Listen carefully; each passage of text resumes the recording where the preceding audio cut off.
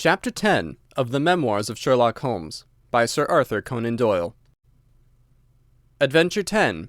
The Naval Treaty. The July which immediately succeeded my marriage was made memorable by 3 cases of interest, in which I had the privilege of being associated with Sherlock Holmes and of studying his methods. I find them recorded in my notes under the headings of The Adventure of the Second Stain, The Adventure of the Naval Treaty, and The Adventure of the Tied Captain. The first of these, however, deals with interest of such importance, and implicates so many of the first families in the kingdom, that for many years it will be impossible to make it public. No case, however, in which Holmes was engaged has ever illustrated the value of his analytical methods so clearly, or has impressed those who were associated with him so deeply. I still retain an almost verbatim report of the interview in which he demonstrated the true facts of the case to Monsieur Dubuque of the Paris police, and Fritz von Waldbaum, the well-known specialist of Danzig, both of whom had wasted their energies upon what proved to be side issues. The new century will have come, however, before the story can be safely told. Meanwhile, I pass on to the second on my list, which promised also at one time to be of national importance, and was marked by several incidents which give it a quite unique character. During my school days, I had been intimately associated with a lad named Percy Phelps, who was of much the same age as myself, though he was 2 classes ahead of me. He was a very brilliant boy, and carried away every prize which the school had to offer, finished his exploits by winning a scholarship which sent him on to continue his triumphant career at Cambridge. He was, I remember, extremely well connected, and even when we were all little boys together, we knew that his mother's brother was Lord Holdhurst, the great Conservative politician. This gaudy relationship did him little good at school. On the contrary, it seemed rather a piquant thing to us to chevy him about the playground and hit him over the shins with a wicket. But it was another thing when he came out into the world. I heard vaguely that his abilities and the influences which he commanded had won him a good position at the Foreign Office, and then he passed completely out of my mind until the following letter recalled his existence. Briarbrae, Woking. My dear Watson, I have no doubt that you can remember Tadpole Phelps, who was in the 5th form when you were in the 3rd. It is possible even that you may have heard that through my uncle's influence I obtained a good appointment at the Foreign Office, and that I was in a situation of trust and honour until a horrible misfortune came suddenly to blast my career. There is no use writing of the details of that dreadful event. In the event of your acceding to my request, it is probable that I shall have to narrate them to you. I have only just recovered from 9 weeks of brain fever, and am still exceedingly weak. Do you think that you could bring your friend Mr. Holmes down to see me? I should like to have his opinion of the case, though the authorities assure me that nothing more can be done. Do try to bring him down, and as soon as possible. Every minute seems an hour while I live in this state of horrible suspense. Assure him that if I have not asked his advice sooner, it was not because I did not appreciate his talents, but because I have been off my head ever since the blow fell. Now I am clear again, though I dare not think of it too much for fear of a relapse. I am still so weak that I have to write, as you see, by dictating. Do try to bring him. Your old schoolfellow, Percy Phelps. There was something that touched me as I read this letter, something pitiable in the reiterated appeals to bring Holmes. So moved was I, that even had it been a difficult matter, I should have tried it, but of course I knew well that Holmes loved his art, so that he was ever as ready to bring his aid as his client could be to receive it. My wife agreed with me that not a moment should be lost in laying the matter before him, and so within an hour of breakfast time I found myself back once more in the old rooms in Baker Street. Holmes was seated at his side table, clad in his dressing gown, and working hard over a chemical investigation. A large curved retort was boiling furiously in the bluish flame of a Bunsen burner, and the distilled drops were condensing into a 2-liter measure. My friend hardly glanced up as I entered, and I, seeing that his investigation must be of importance, seated myself in an armchair and waited. He dipped into this bottle or that, drawing out a few drops of each with his glass pipette, and finally brought a test tube containing a solution over the table. In his right hand he held a slip of litmus paper. "You come at a crisis, Watson," said he. "If this paper remains blue, all is well. If it turns red, it means a man's life." He dipped it into the test tube, and it flushed at once into a dull, dirty crimson. I thought as much," he cried. "I'll be at your service in an instant, Watson. You'll find tobacco in the Persian slipper." He turned to his desk and scribbled off several telegrams, which were handed over to the page boy. Then he threw himself down into the chair opposite and drew up his knees until his fingers clasped round his long, thin shins. "A very commonplace murder," said he. "You've got something better, I fancy. You are the stormy petrel of crime, Watson. What is it?" I handed him the letter, which he read with the most concentrated attention. "It does not tell us very much, does it?" he remarked as he handed it back to me. "Hardly anything. And yet the writing is of interest." "But the writing is not his own." "Precisely, it is a woman's." "A man's, surely," I cried. "No, a woman's, and a woman of rare character. You see, at the commencement of an investigation, it is something to know that your client is in close contact with someone who, for good or evil, has an exceptional nature. My interest is already awakened in the case. If you are ready, we will start at once for Woking, and see this diplomatist who is in such evil case, and the lady to whom he dictates his letters." We were fortunate enough to catch an early train at Waterloo, and in a little under an hour we found ourselves among the fir woods and the heather of Woking. Briarbrae proved to be a large detached house standing in extensive grounds, within a few minutes' walk of the station. On sending in our cards, we were shown into an elegantly appointed drawing-room, where we were joined in a few minutes by his rather stout man, who received us with much hospitality. His age may have been nearer 40 than 30, but his cheeks were so ruddy and his eyes so merry that he still conveyed the impression of a plump and mischievous boy. "I'm so glad that you've come," said he, shaking our hands with effusion. "Percy has been inquiring for you all morning. Ah, poor old chap, he clings to any straw. His father and his mother asked me to see you, for the mere mention of the subject is very painful to them." "We have no details yet," observed Holmes. "I perceive that you are not yourself a member of the family." Our acquaintance looked surprised, and then glancing down, he began to laugh. "Of course you saw the J.H. monogram on my locket," said he. "For a moment I thought you had done something clever. Joseph Harrison is my name, and as Percy is to marry my sister Annie, I shall at least be a relation by marriage. You'll find my sister in his room, for she has nursed him hand and foot this 2 months back. Perhaps we'd better go in at once, for I know how impatient he is." The chamber in which we were shown was on the same floor as the drawing-room. It was furnished partly as a sitting and partly as a bedroom, with flowers arranged daintily in every nook and corner. A young man, very pale and worn, was lying upon a sofa near the open window, through which came the rich scent of the garden and the balmy summer air. A woman was sitting beside him, who rose as we entered. "Shall I leave, Percy?" she asked. He clutched her hand to detain her. "How are you, Watson?" he said cordially. "I should never have known you under that moustache, and I dare say you would not be prepared to swear to me. This, I presume, is your celebrated friend, Mr. Sherlock Holmes." I introduced him in a few words, and we both sat down. The stout young man had left us, but his sister still remained with her hand in that of the invalid.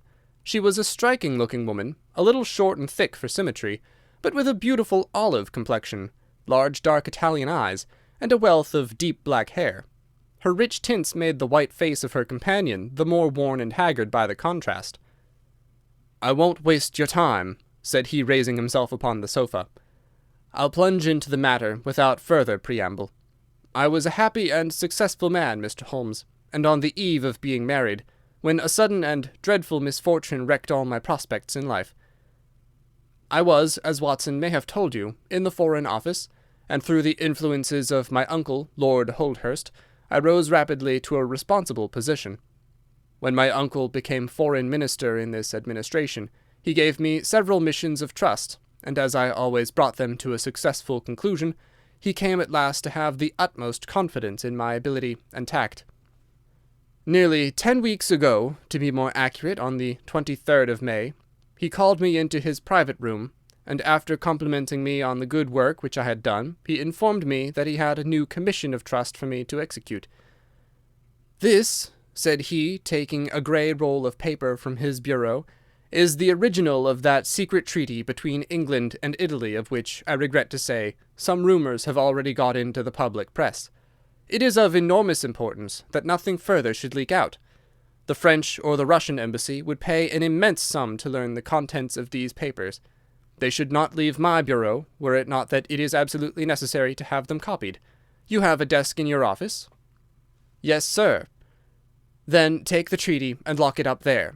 I shall give directions that you may remain behind when the others go, so that you may copy it at your leisure without fear of being overlooked. When you have finished, relock both the original and the draft in the desk, and hand them over to me personally tomorrow morning." I took the papers, and— "Excuse me an instant," said Holmes. "Were you alone during this conversation?" "Absolutely." "In a large room?" 30 feet each way." "In the centre?" "Yes, about it." "And speaking low?" "My uncle's voice is always remarkably low. I hardly spoke at all." "Thank you," said Holmes, shutting his eyes. "Pray go on." I did exactly what he indicated, and waited until the other clerks had departed. One of them in my room, Charles Garrot, had some arrears of work to make up, so I left him there and went out to dine. When I returned he was gone. I was anxious to hurry my work, for I knew that Joseph, the Mr. Harrison whom you saw just now, was in town, and that he would travel down to Woking by the 11 o'clock train, and I wanted, if possible, to catch it. When I came to examine the treaty, I saw at once that it was of such importance that my uncle had been guilty of no exaggeration in what he had said.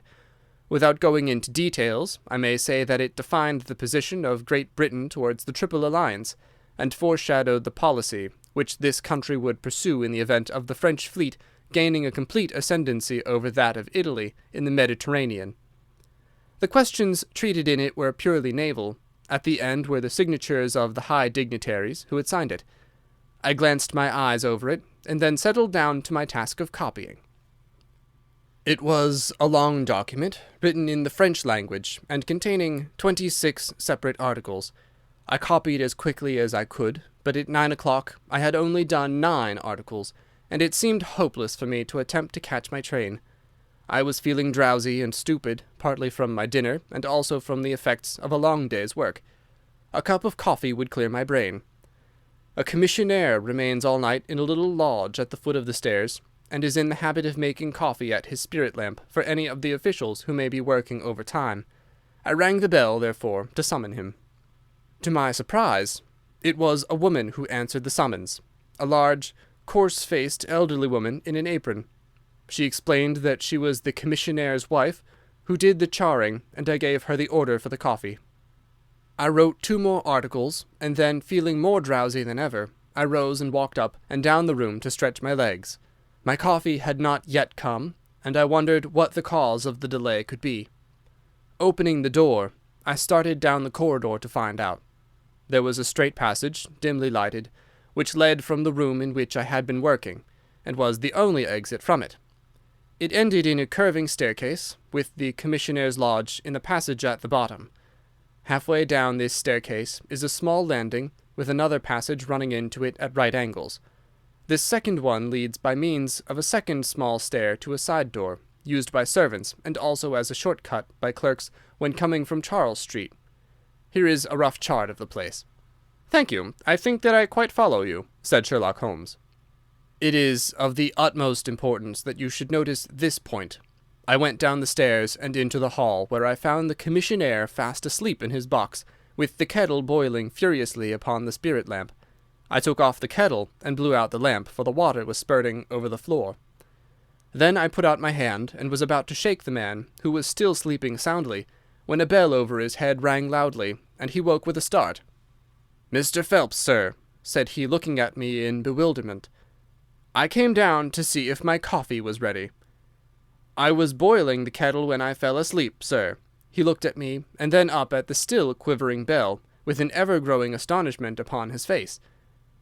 "If you was here, sir, then who rang the bell?" he asked. "The bell," I cried. "What bell is it?" "It's the bell of the room you were working in." A cold hand seemed to close round my heart. Someone, then, was in that room where my precious treaty lay upon the table. I ran frantically up the stair and along the passage. There was no one in the corridors, Mr. Holmes. There was no one in the room. All was exactly as I left it, save only that the papers which had been committed to my care had been taken from the desk on which they lay. The copy was there, and the original was gone. Holmes sat up in his chair and rubbed his hands. I could see that the problem was entirely to his heart. "Pray, what did you do then?" he murmured.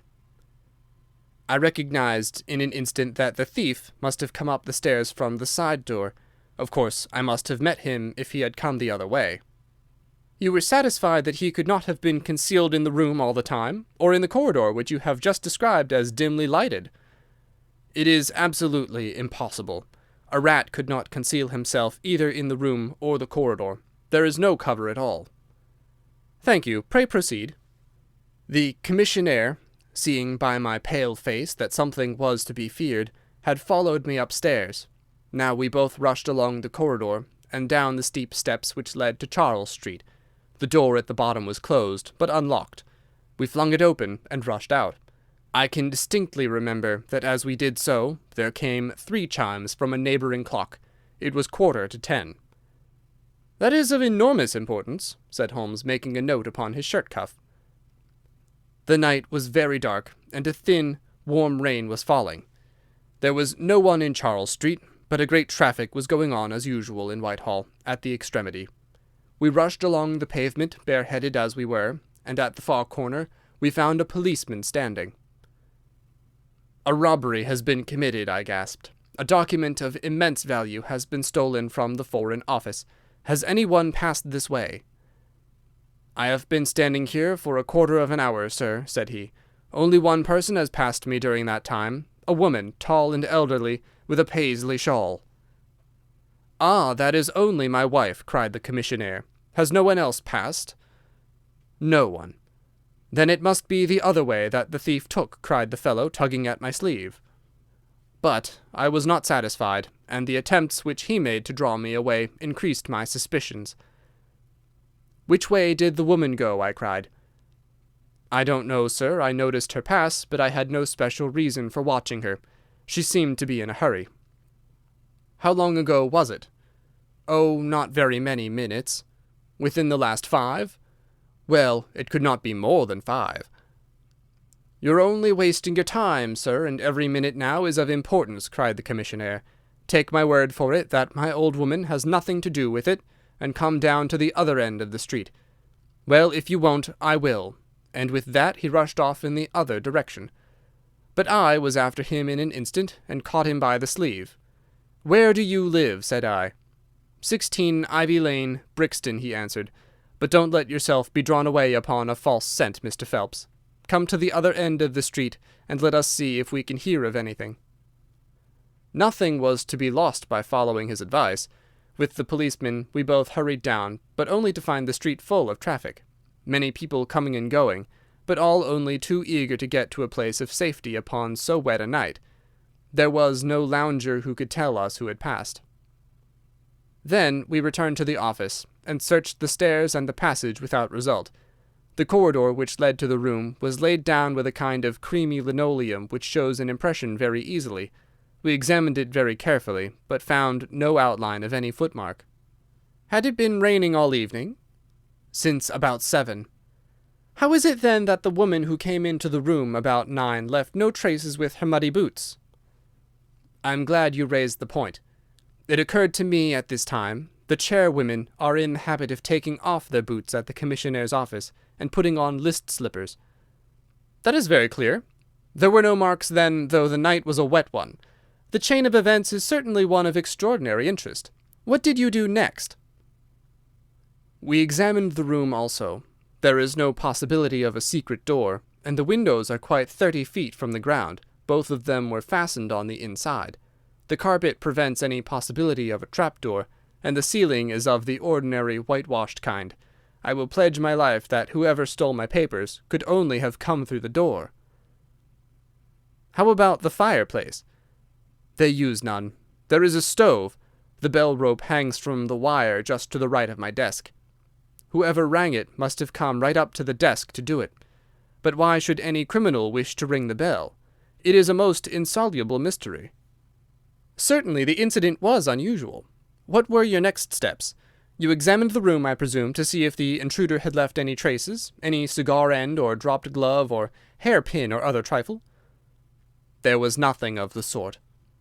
No smell? Well, we never thought of that. Ah, a scent of tobacco would have been worth a great deal to us in such an investigation.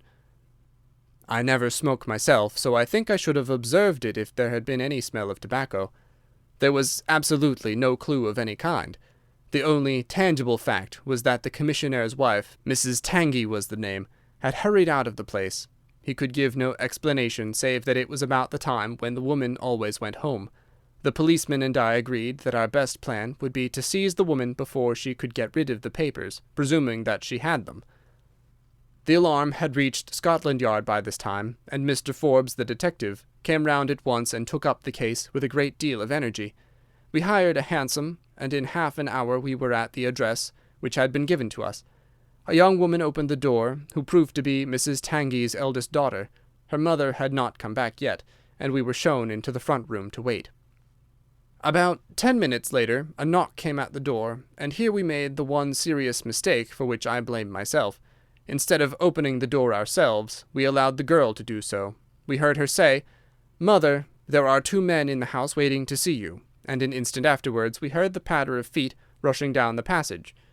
Forbes flung open the door, and we both ran into the back room or kitchen, but the woman had got there before us. She stared at us with defiant eyes, and then, suddenly recognizing me, an expression of absolute astonishment came over her face. "Why, if it isn't Mr. Phelps of the office!" she cried. "Come, come, who did you think we were when you ran away from us?" asked my companion. "I thought you were the brokers," said she. "We have had some trouble with a tradesman." "That's not quite good enough," answered Forbes. "We have reason to believe that you have taken a paper of importance from the Foreign Office, and that you ran in here to dispose of it. You must come back with us to Scotland Yard to be searched." It was in vain that she protested and resisted. A 4-wheeler was brought, and we all 3 drove back in it. We had first made an examination of the kitchen, and especially of the kitchen fire, to see whether she might have made away with the papers during the instant that she was alone. There were no signs, however, of any ashes or scraps. When we reached Scotland Yard, she was handed over at once to the female searcher. I waited in an agony of suspense until she came back with her report. There were no signs of the papers. Then, for the first time, the horror of my situation came in its full force. Hitherto I had been acting, and action had numbed thought. I had been so confident of regaining the treaty at once that I had not dared to think of what would be the consequence if I failed to do so. But now there was nothing more to be done, and I had leisure to realize my position. It was horrible. Watson there would tell you that I was a nervous, sensitive boy at school. It is my nature. I thought of my uncle and of his colleagues in the cabinet, of the shame which I had brought upon him, upon myself, upon everyone connected with me. What though I was the victim of an extraordinary accident? No allowance is made for accidents where diplomatic interests are at stake. I was ruined, shamefully, hopelessly ruined. I don't know what I did. I fancy I must have made a scene. I have a dim recollection of a group of officials who crowded round me, endeavouring to soothe me. One of them drove down with me to Waterloo, and saw me into the Woking train. I believe that he would have come all the way had it not been that Dr. Ferrier, who lives near me, was going down by that very train. The doctor most kindly took charge of me, and it was well that he did so, for I had a fit in the station, and before we reached home I was practically a raving maniac. You can imagine the state of things here when they were roused from their beds by the doctor's ringing and found me in this condition. Poor Annie here and my mother were broken-hearted. Dr. Ferrier had just heard enough from the detective at the station to be able to give an idea of what had happened, and his story did not mend matters. It was evident to all that I was in for a long illness, so Joseph was bundled out of his cheery bedroom, and it was turned into a sick-room for me. Here I have lain, Mr. Holmes, for over 9 weeks, unconscious, and raving with brain fever. If it had not been for Miss Harrison here and for the doctor's care, I should not be speaking to you now. She has nursed me by day, and a hired nurse has looked after me by night, for in my mad fits I was capable of anything. Slowly my reason is cleared, but it is only during the last 3 days that my memory has quite returned. Sometimes I wish that it never had. The first thing that I did was to wire Mr. Forbes, who had the case in hand. He came out, and assured me that, though everything has been done, no trace of a clue has been discovered. The commissionaire and his wife have been examined in every way without any light being thrown upon the matter. The suspicions of the police then rested upon young Gorot, who, as you may remember, stayed overtime in the office that night. His remaining behind and his French name were really the only 2 points which could suggest suspicion. But, as a matter of fact, I did not begin work until he had gone, and his people are of Huguenot extraction, but as English in sympathy and tradition as you and I are. Nothing was found to implicate him in any way, and there the matter dropped. I turn to you, Mr. Holmes, as absolutely my last hope. If you fail me, then my honor as well as my position are forever forfeited." The invalid sank back down upon his cushions, tired out by this long recital, while his nurse poured him out a glass of some stimulating medicine. Holmes sat silently, with his head thrown back and his eyes closed, in an attitude which might seem listless to a stranger, but which, I knew, betokened the most intense self-absorption. "Your statement has been so explicit," said he at last, "that you have really left me very few questions to ask. There is one of the very utmost importance, however. Did you tell anyone that you had this special task to perform?" "No one." "Not Miss Harrison here, for example?" "No. I had not been back to Woking between getting the order and executing the commission." "And none of your people had by chance been to see you?" "None." "Did any of them know their way about in the office?" "Oh, yes, all of them had been shown over it." "Still, of course, if you said nothing to anyone about the treaty, these inquiries are irrelevant." "I said nothing." "Do you know anything of the commissionaire?" "Nothing, except that he is an old soldier." "What regiment?" "Oh, I've heard Coldstream Guards." "Thank you. I have no doubt I can get details from Forbes. The authorities are excellent at amassing facts, though they do not always use them to advantage. What a lovely thing a rose is!" He walked past the couch to the open window, and held up the drooping stalk of a moss rose, looking down at the dainty blend of crimson and green. It was a new phase of his character to me, for I had never before seen him show any keen interest in natural objects. "There is nothing in which deduction is so necessary as in religion," said he, leaning with his back against the shutters. "It can be built up as an exact science by the reasoner. Our highest assurance of the goodness of Providence seems to me to rest in the flowers. All other things, our powers, our desires, our food, are all really necessary for our existence in the first instance. But this rose is an extra. Its smell and its colour are an embellishment of life, not a condition of it. It is only goodness which gives extras, and so I say again that we have much to hope from the flowers." Percy Phelps and his nurse looked at Holmes during this demonstration with surprise and a good deal of disappointment written upon their faces. He had fallen into a reverie, with the moss rose between his fingers. It had lasted some minutes before the young lady broke in upon it. "Do you see any prospect of solving this mystery, Mr. Holmes?" she asked, with a touch of asperity in her voice. "Oh, the mystery," he answered, coming back with a start to the realities of life. "Well, it would be absurd to deny that the case is a very abstruse and complicated one, but I can promise you that I will look into the matter and let you know any points which may strike me." "Do you see any clue?" "You have furnished me with 7, but, of course, I must test them before I can pronounce upon their value." "You suspect someone?" "I suspect myself." "What?"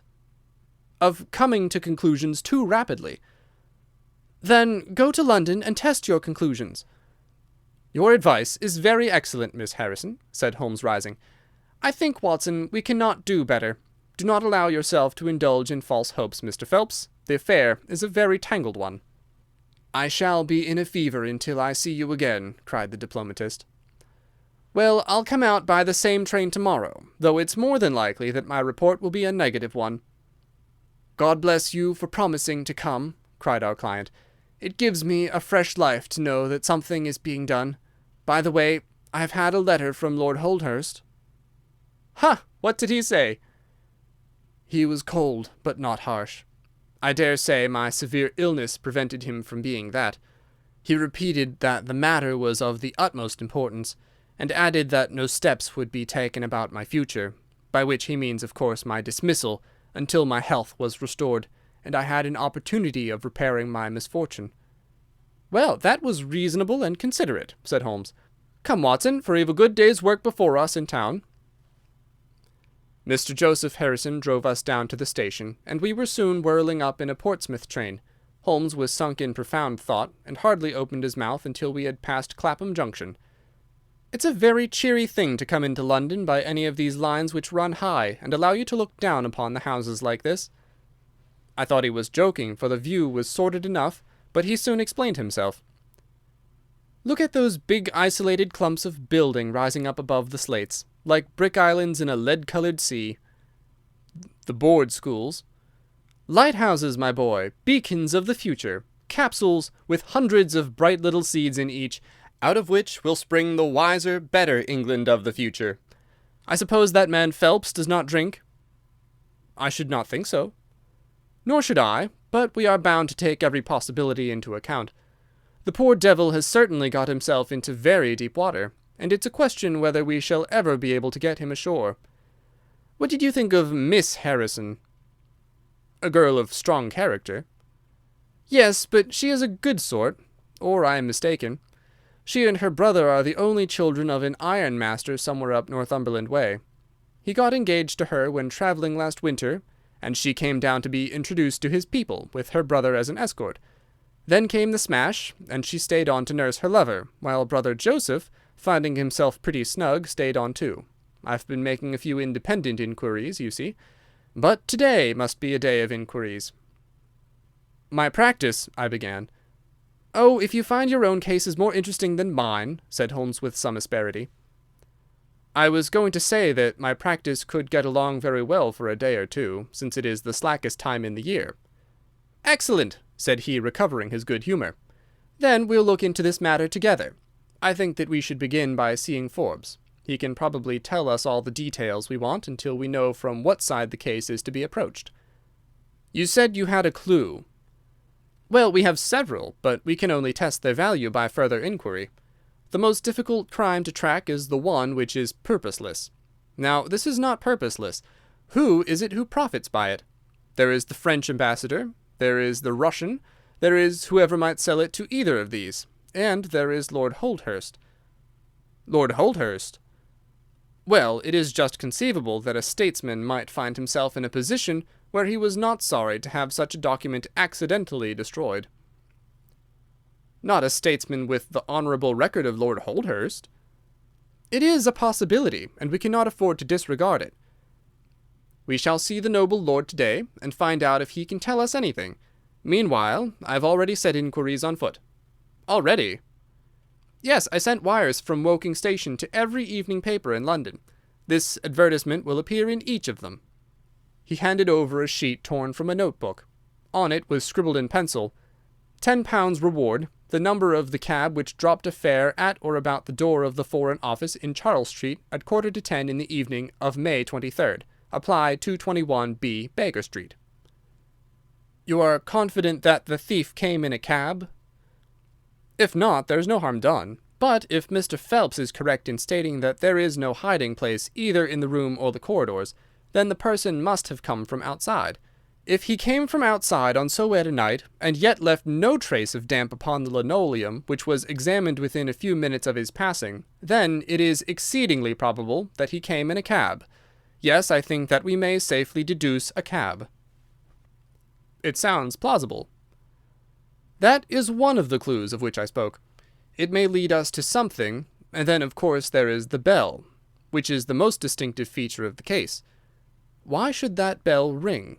Was it the thief who did it out of bravado, or was it someone who was with the thief who did it in order to prevent the crime, or was it an accident, or was it—" He sank back into the state of intense and silent thought from which he had emerged, but it seemed to me, accustomed as I was to his every mood, that some new possibility had dawned suddenly upon him. It was 3:20 when we reached our terminus, and after a hasty luncheon at the buffet we pushed on at once to Scotland Yard. Holmes had already wired to Forbes, and we found him waiting to receive us, a small, foxy man with a sharp but by no means amiable expression. He was decidedly frigid in his manner to us, especially when he heard the errand upon which we had come. "I've heard of your methods before now, Mr. Holmes," said he tartly. "You are ready enough to use all the information that the police can lay at your disposal, and then you try to finish the case yourself and bring discredit on them." "On the contrary," said Holmes, "out of my last 53 cases, my name has only appeared in 4, and the police have had all the credit in 49.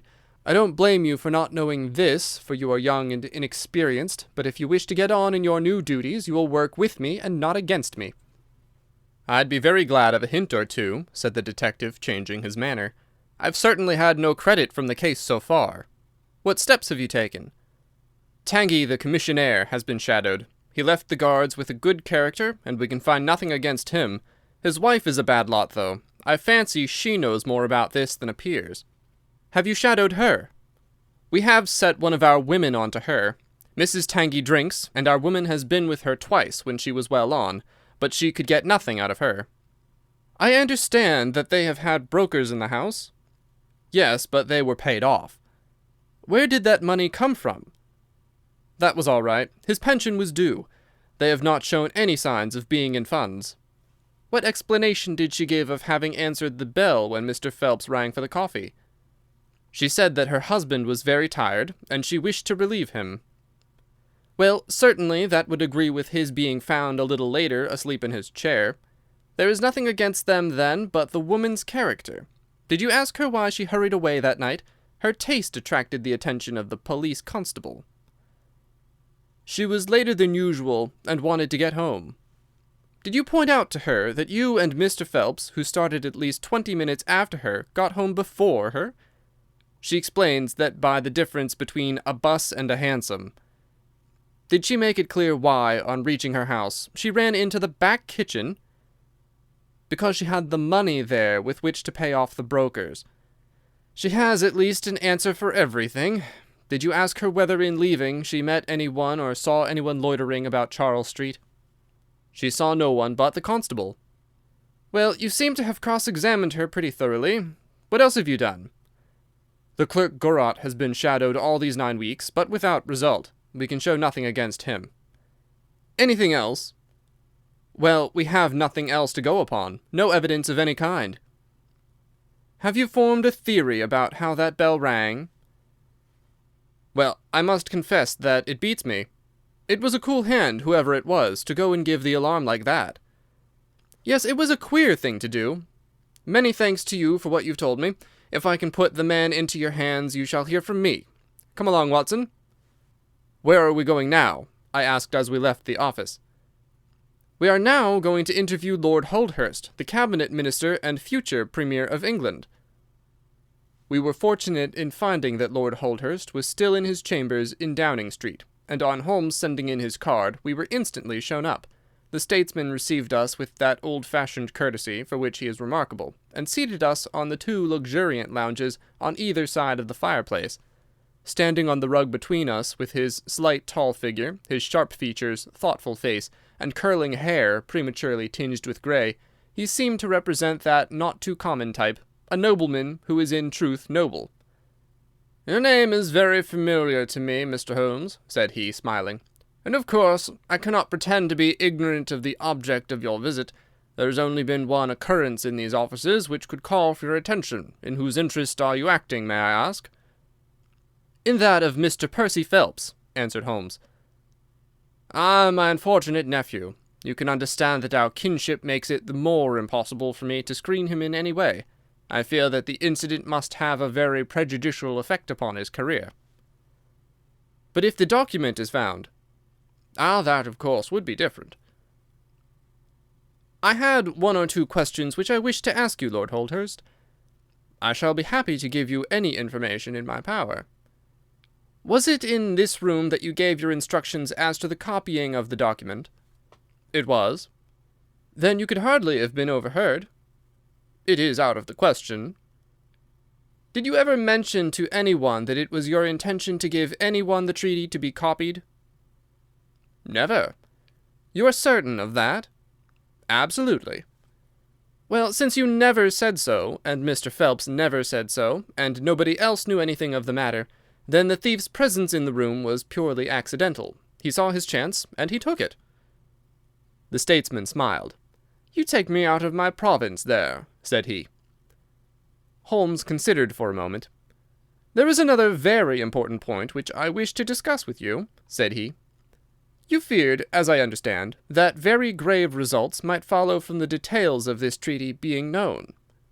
A shadow passed over the expressive face of the statesman.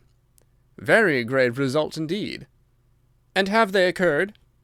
"Not yet." "If the treaty had reached, let us say, the French or Russian Foreign Office, you would expect to hear of it?" "I should," said Lord Holdhurst, with a wry face. "Since nearly 10 weeks have elapsed, then, and nothing has been heard, it is not unfair to suppose that for some reason the treaty has not reached them." Lord Holdhurst shrugged his shoulders. "We can hardly suppose, Mr. Holmes, that the thief took the treaty in order to frame it and hang it up." "Perhaps he is waiting for a better price." "If he waits a little longer he will get no price at all. The treaty will cease to be secret in a few months." "That is important," said Holmes. "Of course, it is a possible supposition that the thief has had a sudden illness." "An attack of brain fever, for example?" asked the statesman, flashing a swift glance at him. "I did not say so," said Holmes imperturbably. "And now, Lord Holdhurst, we have already taken up too much of your valuable time, and we shall wish you good day." "Every success to your investigation, be the criminal who it may," answered the nobleman, and he bowed us out of the door. "He's a fine fellow," said Holmes as we came out into Whitehall. "But he has a struggle to keep up his position. He's far from rich and has many calls. You noticed, of course, that his boots had been resoled. Now, Watson, I won't detain you from your legitimate work any longer. I shall do nothing more to-day, unless I have an answer to my cab advertisement. But I should be extremely obliged to you if you would come down with me to Woking to-morrow by the same train which we took yesterday." I met him accordingly next morning, and we travelled down to Woking together. He had had no answer to his advertisement, he said, and no fresh light had been thrown upon the case. He had, when he so willed it, the utter immobility of countenance of a Red Indian, and I could not gather from his appearance whether he was satisfied or not with the position of the case. His conversation, I remember, was about the Bertillon system of measurements, and he expressed his enthusiastic admiration of the French savant. We found our client still under the charge of his devoted nurse, but looking considerably better than before. He rose from the sofa and greeted us without difficulty when we entered. "Any news?" he asked eagerly. "My report, as I expected, is a negative one," said Holmes. "I have seen Forbes, and I have seen your uncle, and I have set 1 or 2 trains of inquiry upon foot which may lead to something." "You have not lost heart, then?" "By no means." "God bless you for saying that," cried Miss Harrison. "If we keep our courage and our patience, the truth must come out." "We have more to tell you than you have for us," said Phelps, reseating himself upon the couch. "I hoped you might have something." "Yes, we've had an adventure during the night, and one which might have proved to be a serious one." His expression grew very grave as he spoke, and a look of something akin to fear sprang up in his eyes. "Do you know," said he, "that I begin to believe that I am the unconscious centre of some monstrous conspiracy, and that my life is aimed at as well as my honour." "Ah!" cried Holmes. "It sounds incredible, for I have not, as far as I know, an enemy in the world. Yet from last night's experience I can come to no other conclusion." "Pray let me hear it." "You must know that last night was the very first night that I have ever slept without a nurse in the room. I was so much better than I thought I could dispense with one. I had a night light burning, however. Well, about 2 in the morning, I had sunk into a light sleep when I was suddenly aroused by a slight noise. It was like the sound which a mouse makes when it is gnawing a plank, and I lay listening to it for some time under the impression that it must come from that cause. Then it grew louder, and suddenly there came from the window a sharp metallic snick. I sat up in amazement. There could be no doubt what the sounds were now. The first ones had been caused by someone forcing an instrument through the slit between the sashes, and the second by the catch being pressed back. There was a pause then for about 10 minutes, as if the person were waiting to see whether the noise had awakened me.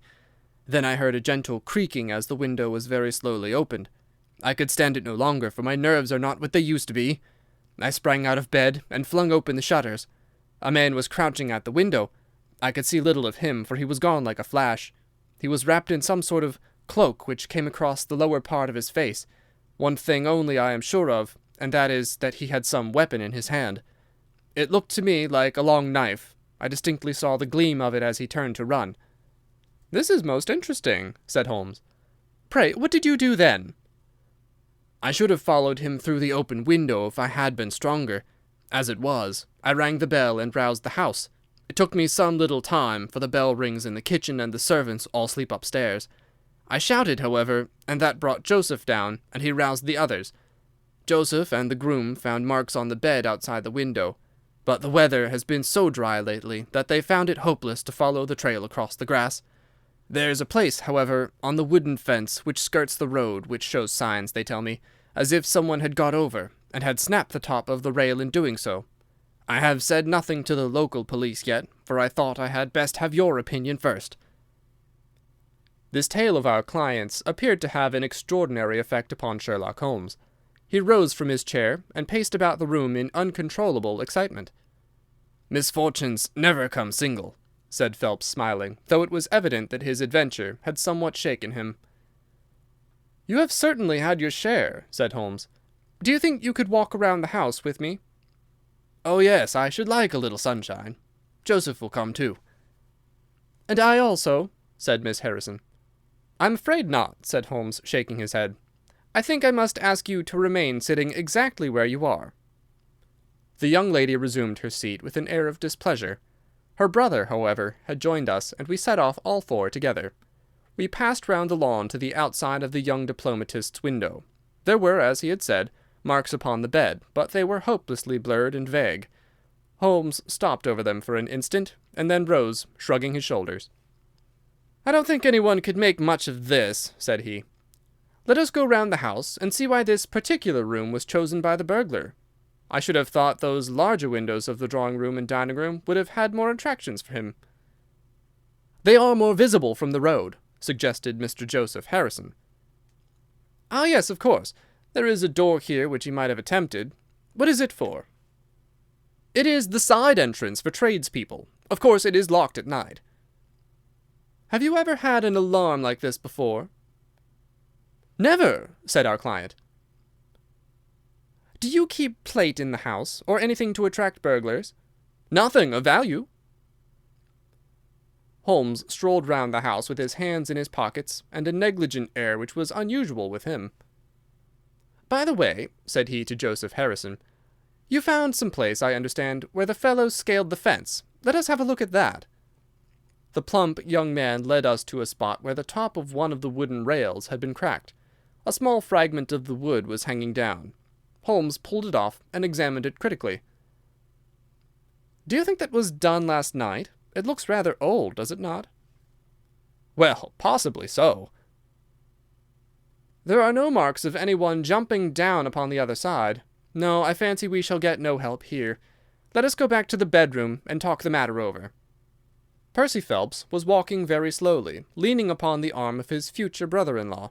Holmes walked swiftly across the lawn, and we were at the open window of the bedroom long before the others came up. "Miss Harrison," said Holmes, speaking with the utmost intensity of manner, "you must stay where you are all day. Let nothing prevent you from staying where you are all day. It is of the utmost importance." "Certainly, if you wish it, Mr. Holmes," said the girl in astonishment. "When you go to bed, lock the door of this room on the outside and keep the key. Promise to do this." "But Percy?" "He will come to London with us." "And am I to remain here?" "It is for his sake. You can serve him. Quick. Promise." She gave a quick nod of assent just as the other two came up. "Why do you sit moping here, Annie?" cried her brother. "Come out into the sunshine." "No, thank you, Joseph. I have a slight headache, and this room is deliciously cool and soothing." "What do you propose now, Mr. Holmes?" asked our client. "Well, in investigating this minor affair, we must not lose sight of our main inquiry. It would be a very great help to me if you would come up to London with us." "At once?" "Well, as soon as you conveniently can. Say in an hour." "I feel quite strong enough, if I can really be of any help." The greatest possible. Perhaps you would like me to stay there tonight? I was just going to propose it. Then, if my friend of the night comes to revisit me, he will find the bird flown. We are all in your hands, Mr. Holmes, and you must tell us exactly what you would like done. Perhaps you would prefer that Joseph came with us so as to look after me? Oh, no, my friend Watson is a medical man, you know, and he'll look after you. We'll have our lunch here, if you will permit us, and then we shall all three set off for town together. It was arranged as he suggested, though Miss Harrison excused herself from leaving the bedroom in accordance with Holmes' suggestion. What the object of my friend's manoeuvres was, I could not conceive unless it were to keep the lady away from Phelps, who, rejoiced by his returning health and by the prospect of action, lunched with us in the dining-room. Holmes had a still more startling surprise for us, however, for after accompanying us down to the station and seeing us into our carriage, he calmly announced that he had no intention of leaving Woking. "There are one or two small points which I should desire to clear up before I go," said he. "Your absence, Mr. Phelps, will in some ways rather assist me. Watson, when you reach London, you would oblige me by driving at once to Baker Street with our friend here, and remaining with him until I see you again. It is fortunate that you are old schoolfellows, as you must have much to talk over. Mr. Phelps can have the spare bedroom tonight, and I will be with you in time for breakfast, for there is a train which will take me into Waterloo at 8. "But how about our investigation in London?" asked Phelps ruefully. "We can do that tomorrow. I think that just at present I can be of more immediate use here." "You might tell them at Briarbrae that I hope to be back tomorrow night," cried Phelps as we began to move from the platform. "I hardly expect to go back to Briarbrae," answered Holmes, and waved his hand to us cheerily as we shot out from the station. Phelps and I talked it over on our journey, but neither of us could devise a satisfactory reason for this new development. "I suppose he wants to find out some clue as to the burglary last night, if a burglar it was. For myself, I don't believe it was an ordinary thief." "What is your own idea, then?" "Upon my word, you may put it down to my weak nerves or not, but I believe there is some deep political intrigue going on around me, and that, for some reason that passes my understanding, my life is aimed at by the conspirators. It sounds high-flown and absurd, but consider the facts. Why should a thief try to break in at a bedroom window where there could be no hope of any plunder? And why should he come with a long knife in his hand?" "You're sure it was not a housebreaker's jimmy?" "Oh, no, it was a knife. I saw the flash of the blade quite distinctly." "But why on earth should you be pursued with such animosity?" "Ah, that is the question. Well, if Holmes takes the same view, that would account for his action, would it not? Presuming that your theory is correct, if he can lay his hands upon the man who threatened you last night, he will have gone a long way towards finding who took the naval treaty. It is absurd to suppose that you have two enemies, one of whom robs you, while the other threatens your life." "But Holmes said that he was not going to Briarbrae." "I've known him for some time," said I, "but I never knew him to do anything yet without a very good reason." And with that, our conversation drifted off on to other topics. But it was a weary day for me. Phelps was still weak after his long illness, and his misfortune made him querulous and nervous. In vain I endeavoured to interest him in Afghanistan, in India, in social questions, in anything which might take his mind out of the groove. He would always come back to his lost treaty, wondering, guessing, speculating as to what Holmes was doing, what steps Lord Holdhurst was taking, what news we should have in the morning. As the evening wore on, his excitement became quite painful. "You have implicit faith in Holmes?" he asked. "I have seen him do some remarkable things." "But he never brought light into anything quite so dark as this."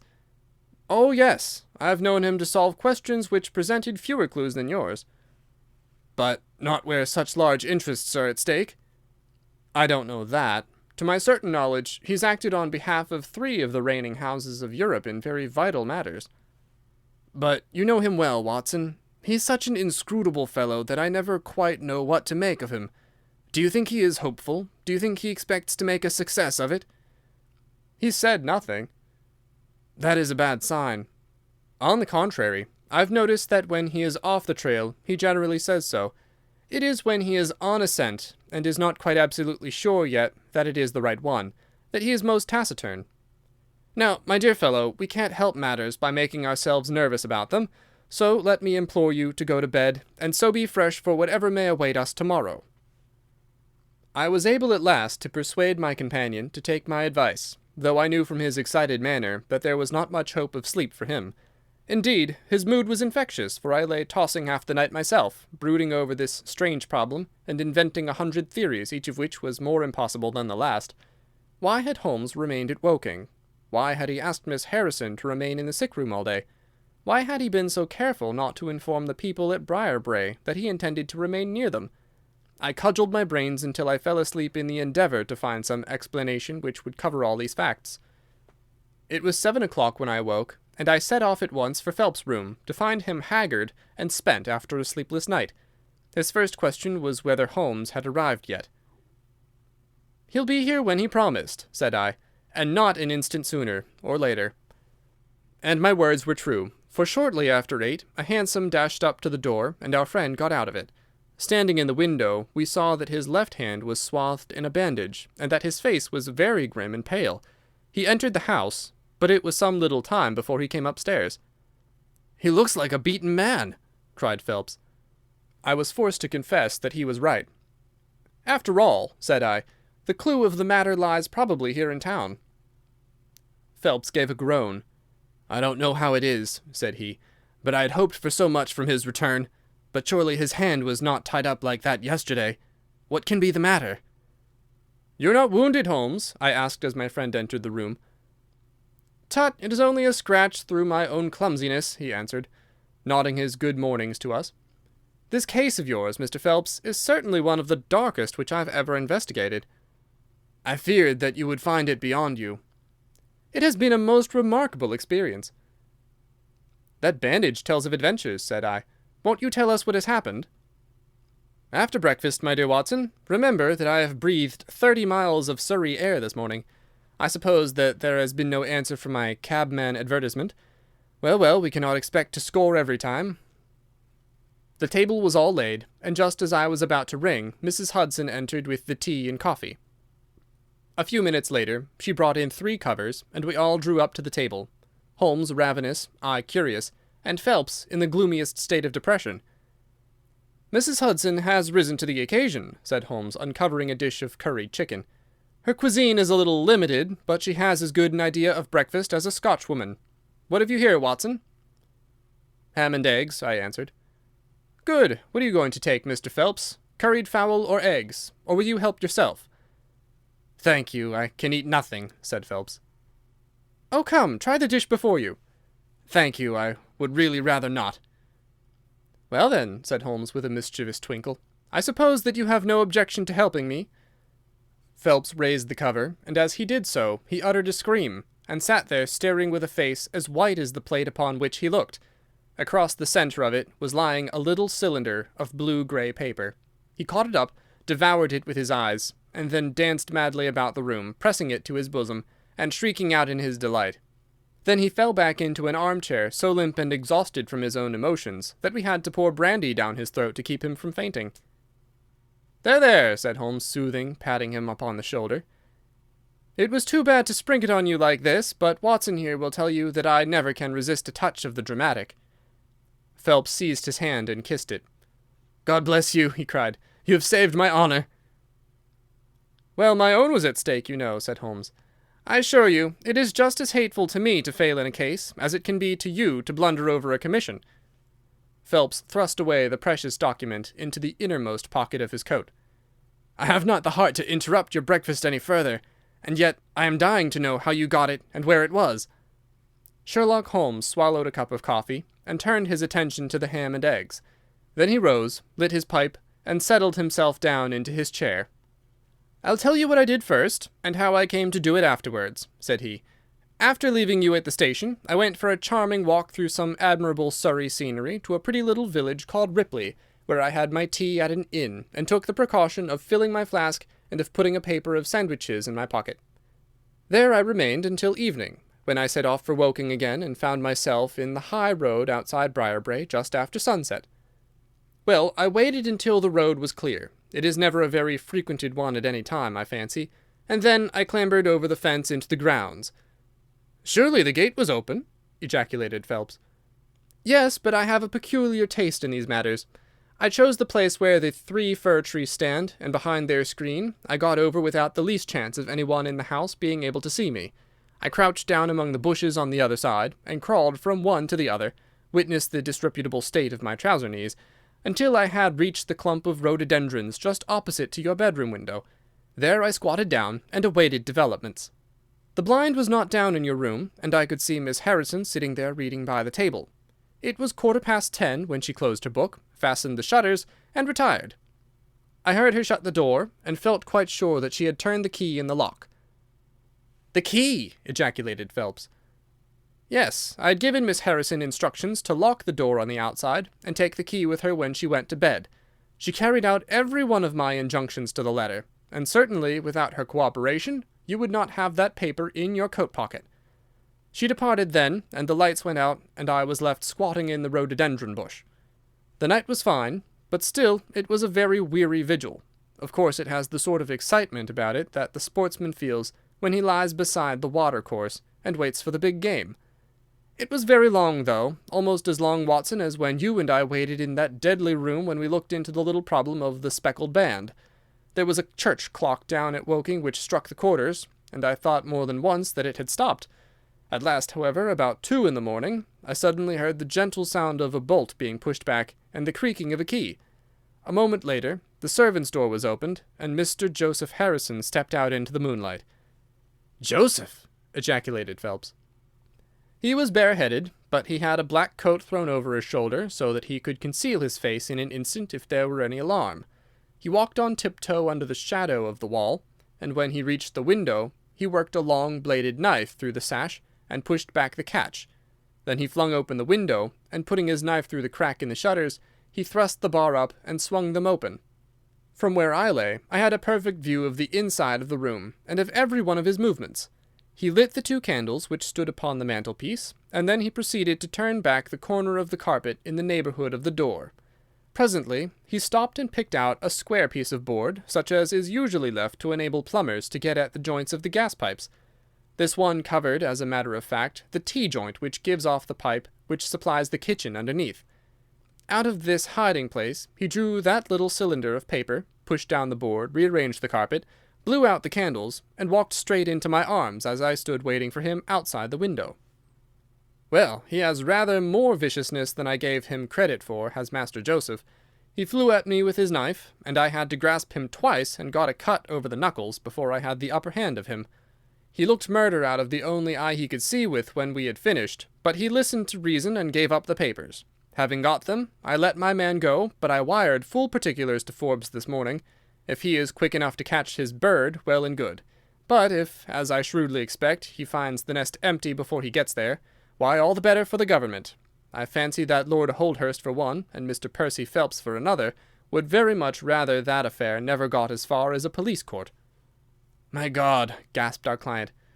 "Do you tell me that during these long 10 weeks of agony the stolen papers were within the very room with me all the time?" "So it was." "And Joseph! Joseph, a villain and a thief!" I'm afraid Joseph's character is a rather deeper and more dangerous one than one might judge from his appearance. From what I have heard from him this morning, I gather that he has lost heavily in dabbling with stocks, and that he is ready to do anything on earth to better his fortunes.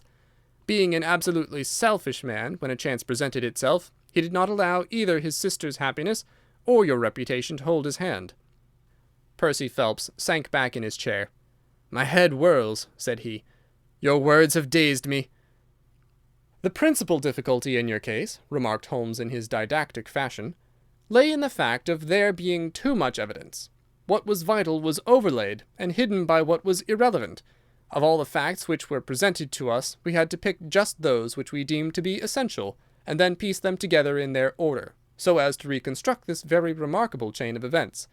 I had already begun to suspect Joseph from the fact that you had intended to travel home with him that night, and that, therefore, it was a likely enough thing that he should call for you, knowing the Foreign Office well upon his way. When I heard that someone had been so anxious to get into the bedroom, in which no one but Joseph could have concealed anything, you told us in your narrative how you had turned Joseph out when you arrived with the doctor. My suspicions all changed to certainties, especially as the attempt was made on the first night upon which the nurse was absent, showing that the intruder was well acquainted with the ways of the house. How blind I've been. The facts of the case, as far as I have worked them out, are these. This Joseph Harrison entered the office through the Charles Street door, and, knowing his way, he walked straight into your room the instant after you left it. Finding no one there, he promptly rang the bell, and at the instant that he did so, his eyes caught the paper upon the table. A glance showed him that chance had put in his way a state document of immense value, and in an instant he had thrust it into his pocket and was gone. A few minutes elapsed, as you remember, before the sleepy commissionaire drew your attention to the bell, and those were just enough to give the thief time to make his escape. He had made his way to Woking by the first train, and having examined his booty and assured himself that it really was of immense value, he had concealed it in what he thought was a very safe place, with the intention of taking it out again in a day or two, and carrying it to the French embassy, or wherever he thought that a long price was to be had. Then came your sudden return. He, without a moment's warning, was bundled out of his room, and from that time onward there were always at least two of you there to prevent him from regaining his treasure. The situation to him must have been a maddening one. But at last he thought he saw his chance. He tried to steal in, but was baffled by your wakefulness. You remember that you did not take your usual draught that night. I remember. I fancy that he had taken steps to make that draught efficacious, and that he quite relied upon your being unconscious. Of course, I understood that he would repeat the attempt whenever it could be done with safety. Your leaving the room gave him the chance he wanted. I kept Miss Harrison in it all day, so that he might not anticipate us. Then, having given him the idea that the coast was clear, I kept guard as I have described. I already knew that the papers were probably in the room, but I had no desire to rip up all the planking and skirting in search of them. I let him take them, therefore, from the hiding-place, and so saved myself an infinity of trouble. Is there any other point which I can make clear? Why did he try the window on the first occasion, I asked, when he might have entered by the door? In reaching the door, he would have to pass 7 bedrooms. On the other hand, he could get out on the lawn with ease. Anything else? Do you not think, asked Phelps, that he had any murderous intention? The knife was only meant as a tool? It may be so, answered Holmes, shrugging his shoulders. I can only say for certain that Mr. Joseph Harrison is a gentleman to whose mercy I should be extremely unwilling to trust. End of Adventure 10, The Naval Treaty.